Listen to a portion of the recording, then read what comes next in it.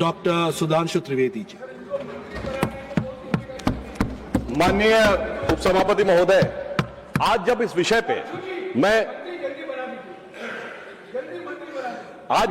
पे मैं इस बिल का समर्थन करने के लिए यहां पर खड़ा हुआ हूं, तो मेरे मन में संवेदना भी है और वेदना भी है। संवेदना उन छात्रों के प्रति और वेदना उस पे हो रही दुखद राजनीति के प्रति। माननीय सभापति महोदय, जैसे अभी झा साहब ने बोला था कि उनका स्टेक है, तो इस सदन में मैं एक नेता के रूप में नहीं, एक सांसद के रूप में नहीं, मैं इंजीनियरिंग का कॉम्पिटिटिव एग्जाम क्वालिफाई करके बने हुए एक छात्र के रूप में और बाद में इंजीनियरिंग के शिक्षक के रूप में मैंने छात्र और शिक्षक दोनों रूपों में बच्चों के उस भाव को अनुभव किया है कि अगर उनको लगता है कि उनकी परीक्षा में कुछ गड़बड़ हो गई तो उनके मन का क्या भाव होता है, यह मैंने अनुभव किया। और मैं याद दिलाना चाहता हूं, जिस जमाने में हमने एग्जाम दिए थे, एंट्रेंस एग्जाम आईटीज के, जिस जमाने में राजीव गांधी जी थे, तो मैं याद दिलाना चाहता हूं फिजिक्स, केमिस्ट्री, मैथ के साथ साथ इंग्लिश का एग्जाम होता था। और जब तक इंग्लिश क्वालिफाई ना करें, फिजिक्स, केमिस्ट्री, मैथ की कॉपी नहीं जचती थी। तमाम बच्चे इसलिए नहीं आ पाते थे, और अगर वो सिलेक्ट हो जाए तो वो छोड़ के चले जाते थे, क्योंकि वो घबरा जाते थे। हमारे उत्तर प्रदेश से बहुत लोग थे, मगर आज प्रधानमंत्री श्री नरेंद्र मोदी जी के नेतृत्व में 13 भाषाओं में एग्जाम होता है और 13 भाषाओं में मेडिकल और इंजीनियरिंग की पढ़ाई होती है। और आज जो युवा पीढ़ी है, तरुणाई है, वो आज नई ऊंचाइयों पर जा रही है। अभी प्रधानमंत्री जी ने बताया, फिजिक्स ओलंपियाड में हमने ज्वाइंट रूप में सही 5 गोल्ड मेडल पाकर टॉप किया। केमिस्ट्री, बायोलॉजी और मैथ के ओलंपियाड में शानदार प्रदर्शन हमारे बच्चों ने किया।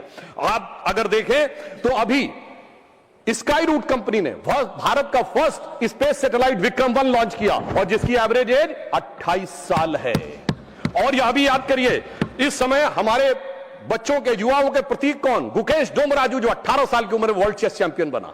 वो देवव्रत महेश रेखे, जिसने 19 साल की उम्र में दंडकम पारायण शुक्ल यजुर्वेद का करके दिखा दिया। यह है हमारी एक्चुअल जेन जी की प्रतिभा, और इस प्रतिभा को निखारने और संवारने के लिए हमारी सरकार पूरी तरीके से प्रतिबद्ध है।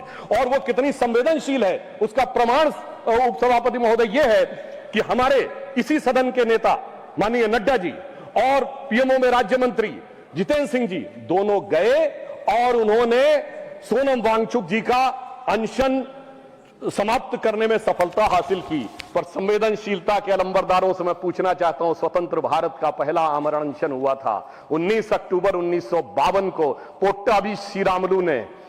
किस लिए?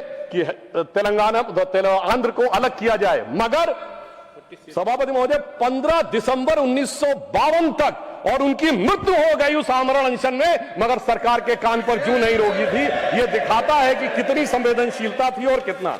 फिर हमारी सरकार ने जो भी कार्य किए, 2 चक्र की वार्ता की माननीय नड्डा जी ने और माननीय जितेंद्र सिंह जी ने। उसके बाद फास्ट ट्रैक कोर्ट का अनाउंसमेंट प्रधानमंत्री जी ने किया, कैबिनेट में कठोर प्रावधानों वाला बिल पास किया, मध्य रात्रि में छात्रों के लिए संदेश किया, और छात्रों की भावनाओं का सम्मान करते हुए हमारे शिक्षा मंत्री धर्मेंद्र प्रधान जी ने इस्तीफा दिया, जिन्होंने अपने कार्यकाल में कई उल्लेखनीय सकारात्मक कदम उठाए थे।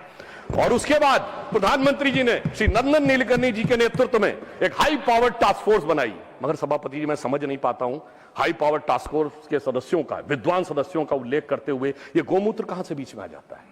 यानी समझ में नहीं आता है, जिसका कोई रेलेवेंस नहीं उस टॉपिक से।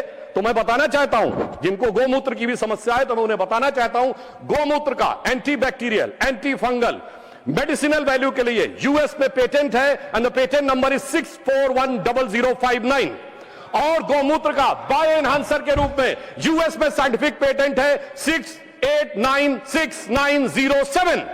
मगर सर क्या करें, दिमाग में मैकाले मार्क्स का गोबर भरा हुआ है, तो उन्हें कहां से समझ में आएगा? सर, अगर यह आत्मविश्वास होता, जैसे प्रधानमंत्री जी ने all India institute of Ayurvedic science जो बनाया, ये 50 साल पहले बन गया होता, तो सभापति महोदय हमें हल्दी, नीम और तुलसी के पेटेंट के लिए लड़ाई नहीं करनी होती। हम आज लीडर बन के खड़े होते। मगर क्या बताएं, ये विज्ञान में पश्चिम के अंधभक्त हैं, और उस अंधभक्ति की कीमत इस देश ने चुकाई, मगर प्रधानमंत्री जी ने आकर उसको एक नई राह दिखाई है। मैं ये भी बताना चाहता हूं, हम इस विषय को लेकर किसी भी प्रकार का मजाक नहीं करते। हम पूरी तरीके से संवेदनशील होकर कार्य कर रहे हैं, और इस गंभीरता के लिए जो ये बिल आया है, हमारे 3 मूल मंत्र हैं। छात्रों के प्रति संवेदनशीलता, शिक्षा व्यवस्था के लिए व्यवस्था की सुदृढ़ता, और पेपर लीक जैसे अपराध के लिए कानूनी कठोरता।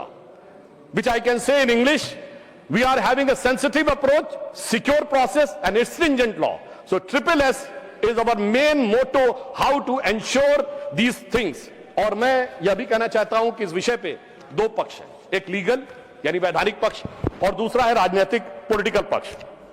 हम दोनों, पहले मैं लीगल पक्ष के ऊपर बात करूंगा, फिर पॉलिटिकल पक्ष के ऊपर। मगर हमारी सरकार ने यह प्रतिबद्धता दिखाई है कि जब छात्रों के भविष्य की बात आए तो ऐसा कठोर कानून बनाया है कि पेपर लीक करने वाले माफियाओं का मनोबल गिरना नहीं चाहिए, मनोबल जमींदोज हो जाना चाहिए। और इसके लिए 2024 के एक्ट के सेक्शन 11 के सबसेक्शन 2 में यह स्पष्ट किया गया है कि यदि कोई संगठित पेपर लीक करता है तो 1 करोड़ रुपए से उसको आर्थिक दंड को 10 करोड़ रुपए किया गया है।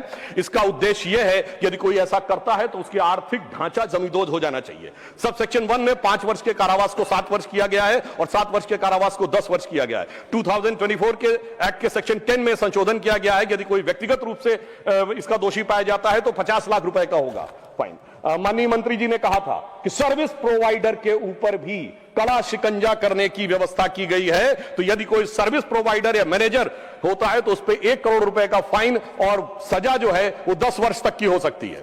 परंतु मैं कहना चाहता हूं सभापति महोदय, कानून कितना भी कठोर हो वो तब तक प्रभावी नहीं हो सकता जब तक जांच द्रुत गति से ना हो। तो इसमें यह प्रावधान किया गया है 2024 के एक्ट के सेक्शन 12 में, सेक्शन 12 और बी, ए एंड बी दो नए संशोधन किए गए हैं जिससे जांच एजेंसी को 2 महीने के अंदर ही अपनी जांच पूरी करनी है। और पहले प्रावधान यह था कि केवल सेंट्रल एजेंसीज करेंगी, अब स्टेट्स को इंपावर किया है कि वो चाहे तो स्पेशल टास्क फोर्स अपनी बना सकते हैं और उसे भी 2 महीने के अंदर जांच देनी होगी।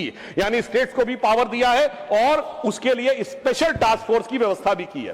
परंतु सभापति महोदय, जांच कितनी भी द्रुत गति से हो, जब तक न्याय द्रुत गति से ना हो तो भी समस्या होती है। तो इसमें यह व्यवस्था की गई है, सेक्शन 12 में यह प्रावधान किया गया है कि स्पेशल ट्रैक कोर्ट बनेंगे, फास्ट ट्रैक कोर्ट बनेंगे जो डे टू डे बेसिस के ऊपर हियरिंग करेंगे और इसके लिए कोई भी राज्य या केंद्र शासित राज्य या प्रदेश उच्च न्यायालय के मुख्य न्यायाधीश की अनुशंसा के ऊपर डेजिग्नेटेड कोर्ट का गठन कर सकेगा। परंतु सभापति महोदय, कई बार न्याय में बीच में लोग लूपहोल निकाल लेते हैं, तो यह भी व्यवस्था की गई है यदि कोई कानूनी दावपेच निकालकर बचना चाहे तो कोई स्पेशल टास्क फोर्स के आदेश या निर्णय को चैलेंज करना चाहे तो उसे हाई कोर्ट में 2 जजेस बेंच में ही जाना पड़ेगा और उस अपील का डिस्पोजल 3 महीने के अंदर करना पड़ेगा।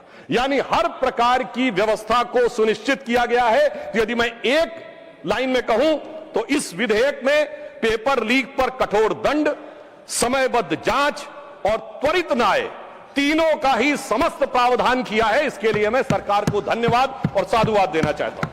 और इतना ही नहीं, विगत 12 वर्षों में हमारी सरकार ने शिक्षा व्यवस्था के लिए क्या क्या किया है वो बहुत सारा विस्तार लोग बता चुके हैं। IITs 15 से 23 हुई, IIMs 15 से 21 हुई, एम्स 7 से 20 हुए, मेडिकल कॉलेज 387 to 808 हुए, टोटल यूनिवर्सिटी 760 से 1338 हुई, अंडर ग्रेजुएट MBBS सीट 151% बढ़ी, PG सीट 140% बढ़ी और 15,000 करोड़ रुपए का निवेश किया गया है ताकि आने वाले वर्षों में 10,000 नई मेडिकल सीट्स का गठन हो सके।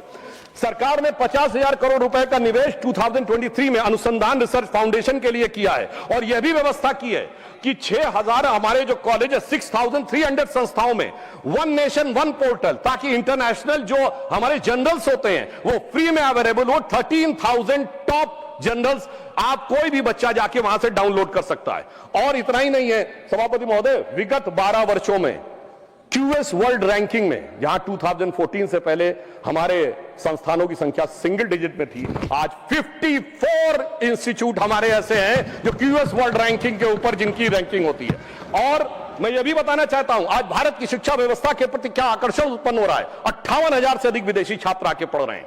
आज स्थिति यह है कि पहली बार हमारे संस्थान IIT मद्रास का जंजीबार में कैंपस बना है, IIT दिल्ली का अबू धाबी में बना है, IIM अहमदाबाद का दुबई में बना है। और अभी प्रधानमंत्री जी इंडोनेशिया गए थे तो पहली बार IIM बेंगलोर के कैंपस के लिए इंडोनेशिया की सरकार ने रिक्वेस्ट किया है और उसकी अनुमति प्रदान की गई है। यह दर्शाता है कि शिक्षा व्यवस्था के लिए काम किया। और एक और मैं कहना चाहूंगा, हमारे विपक्ष में कई विद्वान लोग बैठे हैं, अब भारत का जो फॉरेन रेमिटेंस है $135 बिलियन आता है और उसमें से पहली बार ऐसा है विगत 2 वर्षों में जब वो डेवलप्ड इकोनॉमीज में से आता है। यानी हमारा जो टैलेंटेड यूथ है जो जाके जिसको आप हाई लेवल स्किल वाले जॉब्स कहते हैं, उनमें से करके वो ला रहा है। तो यह दिखाई पड़ता है कि हम कितने सही ढंग से काम कर रहे हैं। माननीय खड़गे जी ने बोला था कि साहब हमने उनसे सीखा और हम ही जो है वो उनसे सीखने के बाद ये नीट का और एनटीए का विषय लाए। तो मैं कहना चाहूंगा, माननीय मंत्री जी ने बोला था कि 1992 में अवधारणा दी थी और उसके बाद 2014 तक राह देखते ही रहे।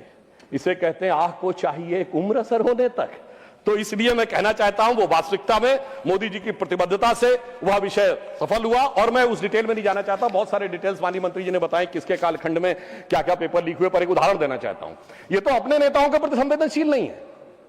मैं याद दिलाना चाहता हूं, राजस्थान में कांग्रेस के शासनकाल में एक यात्रा निकली थी, पद यात्रा, अजमेर से जयपुर तक। सचिन पायलट जी ने यात्रा निकाली और कहा पेपर लीक कितने हो रहे हैं कि मैं छात्रों के हित में पदयात्रा निकाल रहा हूं। मगर अफसोस कि उन्होंने उसके ऊपर कहीं कोई शिकन नहीं आई। उन्होंने, और सुनिए, इनके मुख्यमंत्री ने बोला, बात रिकॉर्ड पे जा रही है, इनके मुख्यमंत्री ने बोला मैं तो जादूगर हूं, सब ठीक कर दूंगा। और उस समय सचिन पायलट जी का मीडिया में बयान है जिसमें उन्होंने कहा पेपर लॉक में था, लीक हो गया। ये कैसी जादूगरी है? अब मैं बताना चाहता हूं, आज मैं पूछना चाहता हूं, विपक्ष की सरकारों में जहां पेपर लीक हुए हैं, क्या वही मानदंड होगा जो हमारी सरकार के लिए है?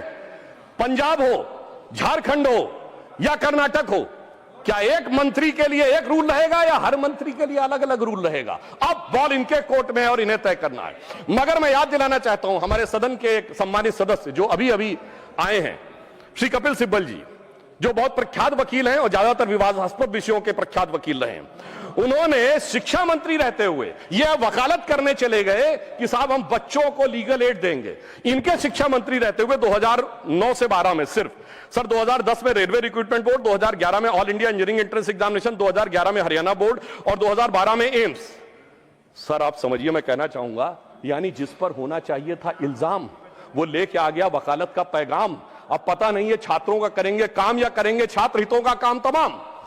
मुझे लगता है कि आज सारे के सारे, और मैं एक और बात कहना चाहता हूं, हमारे बहुत से लोगों ने यह कहा कि नीट को समाप्त कर देना चाहिए। मैं सभापति महोदय बताना चाहता हूं, जब नीट नहीं थी 2016 में, तो क्या होता था? प्राइवेट कॉलेजेस की सीटें नीलाम हुआ करती थी, लाखों लाख रुपए में। वो गरीब और मध्यम वर्ग के बच्चे को तो कभी उसके लिए स्वप्न से बाहर था कि 25 लाख 50 लाख रुपए देकर एडमिशन पाएगा, पीजी में कहीं 1-1 करोड़ रुपए देकर एडमिशन पाएगा। मगर आज प्रधानमंत्री जी ने जो काम किया है इस साल के नीट में, कैसे कैसे बच्चों को अवसर मिला। कुछ उदाहरण देना चाहूंगा। राजस्थान के बाड़मेर में एक दिहाड़ी मजदूर लखाराम की बेटी को और बूंदी में राजस्थान की सूरज सैनी को मौका मिला है। भागलपुर का सूरज कुमार या रायसेन के मध्य प्रदेश का आदर्श लोधी या लखनऊ की वो नीलू जिसकी मां घरों में काम करती थी, गोरखपुर का वो विशाल तिवारी जिसके पिता ऑटो रिक्शा ड्राइवर थे, मुजफ्फरनगर का वो मोहम्मद सुहेल जिसके पिता ई रिक्शा चलाते थे। सभापति जी, इन बच्चों के अरमान पूरे होने का यदि श्रेय किसी व्यक्ति को जाता है तो प्रधानमंत्री श्री नरेंद्र मोदी जी को। इन बच्चों के अरमान पूरे हुए, मगर जो कैपिटेशन फीस लेके सैकड़ों करोड़ प्रति वर्ष कमाते थे, उनके अरमानों पे बिजली गिरी है। और उस बिजली गिरने के कारण एक कहावत होती है कि तन बदन में आग लगना, मगर सभापति जी इनके तन बदन और धन तीनों में आग लगी हुई है। और मैं कह सकता हूं कि आज जिस प्रकार की आग ये लगाने का प्रयास करते हैं, मैं याद दिलाना चाहता हूं सर, इनकी पार्टी के वरिष्ठ नेता 2024 में क्या बोलते हैं इंजीनियरिंग और मेडिकल के इंट्रेंस टेस्ट में, कि जो क्वेश्चन बनते हैं वो अमुक जाति के लोग बनाते हैं, इसलिए अमुक जाति के लोग उसमें ज्यादा सेलेक्ट होते हैं और दूसरी जाति के बने तो कौन से। मैं समझ नहीं पाता हूं कि moving charge in magnetic field या इलेक्ट्रोमैग्नेटिक इंडक्शन का अगर कोई फार्मूला होगा उसमें जात कहां से आ गई। सभापति जी 9th क्लास में मैंने पढ़ा था, अगर सेंट्रीग्रेड को फॉरेन हाइट पे चेंज करना है तो C/5 = M-32/9 होता है। अगर ये सवाल पूछा जाएगा तो सवाल और जांचने वाले में जात कहां से आ गई। मैं जेनजी से कहना चाहता हूं, समझिए इनके खतरनाक इरादे। ये उस समय भी आपको गुमराह करने में लगे हुए थे और आज आदरणीय खड़गे जी ने कहा कि SC ST OBC के रिजर्वेशन के बारे में। सभापति महोदय, शिक्षण संस्थाओं में SC ST OBC का रिजर्वेशन, बिजला जी ने बोला था सर, जैसे ही दूसरा वाला वोट बैंक दिख जाता है, AMU SC ST OBC reservation साफ, Jamia Millia Islamia SC ST OBC का रिजर्वेशन साफ, कश्मीर में एससी एसटी रिजर्वेशन देने की जरूरत ही नहीं है। हजारों संस्थाओं को माइनॉरिटी घोषित करके एससी एसटी ओबीसी का रिजर्वेशन साफ। और याद करिए सर, कश्मीर में यह प्रावधान था कि वाल्मीकि समाज की एक बच्ची जब वो पीएचडी करके गई कि यूनिवर्सिटी में लेक्चरर बनना है, तो उससे कहा गया तुम्हारे डोमिसाइल के हिसाब से तो सिर्फ सफाई कर्मचारी बन सकते हो। और ये लोग आके आज मनुस्मृति की बात करते हैं। मुझे लगता है कि आज वो धारा 370 हटने के बाद उन्हें वास्तविक अधिकार मिला है। और मैं ये भी कहना चाहूंगा, इतना ही नहीं सर, रिजर्वेशन में इन्होंने ऐसी घुसपैठ की है माइनॉरिटीज की कि अभी एक केस जो था हाईकोर्ट ने क्वैश किया है पश्चिम बंगाल सरकार का। सर, इन्होंने ओबीसी के आरक्षण में ऐसा किया, आगे का दरवाजा खोला, पीछे का दरवाजा खोला और रोशनदान भी खोल दिया कि किस प्रकार से अपने वोट बैंक के सारे लोगों को माइनॉरिटी में लाया जा सके। अब मैं यह भी कहना चाहता हूं सर, खड़गे जी ने जो कुछ भी बोला, अब उस विषय के ऊपर मैं बोल चुका हूं, इसलिए मैं दोबारा नहीं बोलना चाहता, मगर फिर मैं बताना चाहता हूं, आज समाज में जो लड़ाई लगाने की बात की जाती है, आई जस्ट रिपीटिंग क्विकली कि डॉक्टर अंबेडकर ने अपनी किताब हु और शूद्राज में chapter number 1 page number 1 paragraph number 3 में लिखा है, there is no connection of modern day scheduled caste with the Vedic age Shudras. Second, उन्होंने द अनटचेबिलिटी में लिखा है, पेज नंबर 155 पे आप कहेंगे तो मैं अभी आपको ऑथेंटिकेट कर दे सकता हूं, जिसमें उन्होंने लिखा देयर वाज नो अनटचेबिलिटी मनुदेरा started on 4th century, subsequent become on 8th century. अब 8th सेंचुरी से इस देश में क्या हुआ था, ये भी याद रखने की जरूरत है। पर मैं ये कहना चाहता हूं सर, एक और बात, कि आज जो लोग कॉम्पिटिटिव एग्जाम वाले बच्चों के लिए कि नेता बनने का प्रयास कर रहे हैं, सर उन्होंने कभी जिंदगी में कंपटीशन देखा है? कभी नहीं देखा सर। ये वो नेता हैं जिन्होंने एजुकेशन में कंपटीशन नहीं देखा, नौकरी में कंपटीशन नहीं देखा, पॉलिटिक्स में कंपटीशन नहीं देखा, और अपनी पार्टी में तो ऐसी रेस दौड़ते थे जिसमें एक ही आदमी दौड़ा होता था। तो आप सोचिए कि जिन्होंने कभी रियल में कॉम्पिटिटिव एग्जाम क्वालिफाई नहीं किया, मतलब फेस ही नहीं किया। दूसरी तरफ हमारे नेता नरेंद्र मोदी जी जमीन से एक एक परीक्षा को पूरे करते हुए किस प्रकार से उभर कर सामने आए, तो साफ समझा जा सकता है। मैं सर कोट करना चाहता हूं सर, दुनिया की सबसे बड़ी, सर आपने अपने टर्न में बोलिए, दुनिया की सबसे बड़ी कंपनी एनवीडिया के चीफ सर जेनसेन हुआंग ने 23 सितंबर 2024 को कहा है, एनवीडिया के सीईओ ने, उसने कहा whenever I meet PM Modi I find an incredible student in him.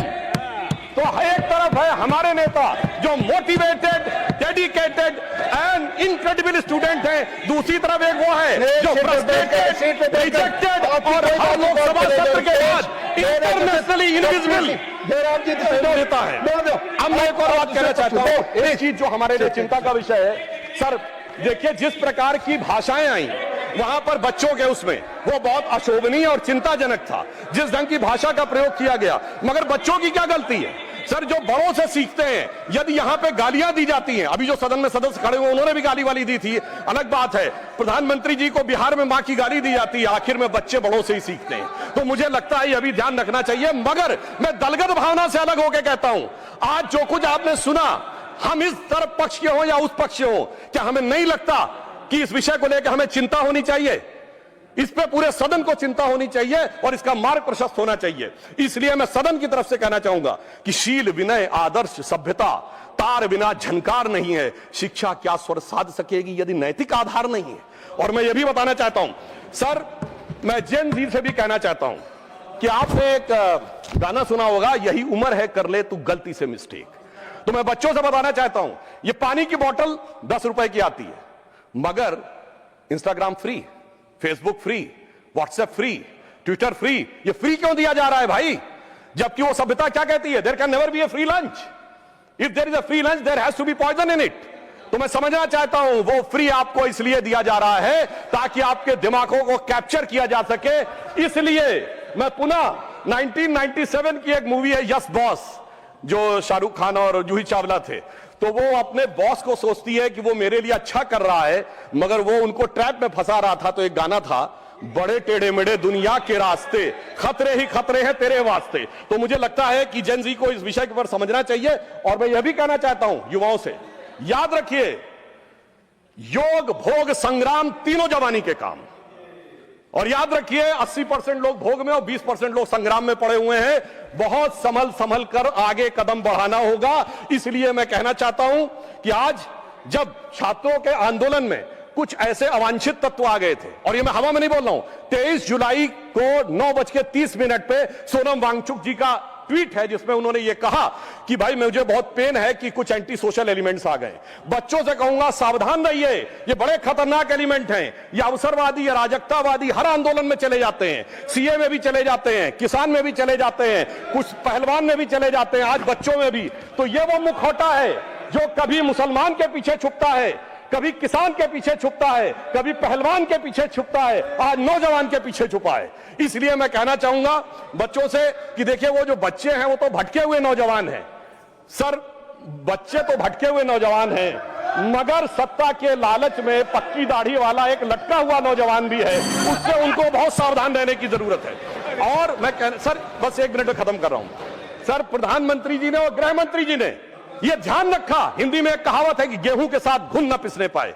हमने ध्यान रखा कि उन अपराधी तत्वों के बीच में बच्चों के साथ किसी प्रकार का वो ना होने पाए। तो मैं सिर्फ यह कहना चाहूंगा, हमारा उद्देश्य है संवेदना, संवाद के साथ समाधान खोजना, इनका है दुष्प्रचार, अराजकता के साथ घमासान मचाना। और बस अंतिम पंक्ति कह के समाप्त करता हूं। मैं बच्चों से कहना चाहता हूं, प्रधानमंत्री जी ने जिन विपरीत परिस्थितियों में निकाला है कि वो पुराना गीत हम सबने सुना होगा, हम लाए हैं तूफान से कश्ती निकाल के, इस देश को रखना मेरे बच्चों संभाल के, हर एक कदम उठाना जरा देखभाल के। और अंत में कहना चाहूंगा बच्चों से यह भी कि हां, हो सकता है कुछ कष्ट आपको हुआ हो, मगर हम उन लोगों में से नहीं हैं जो अभिमानी राम गोपाल जी कहते थे, कार सेवक चढ़ तो गए थे मगर चिपक गए, साथ साथ के गोलियां मारी गई थी, कनपट्टी पर सटा के गोलियां मारी गई थी।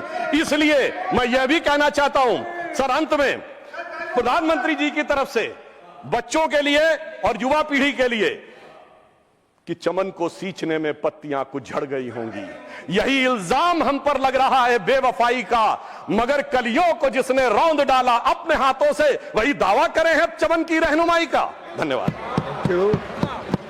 माननीय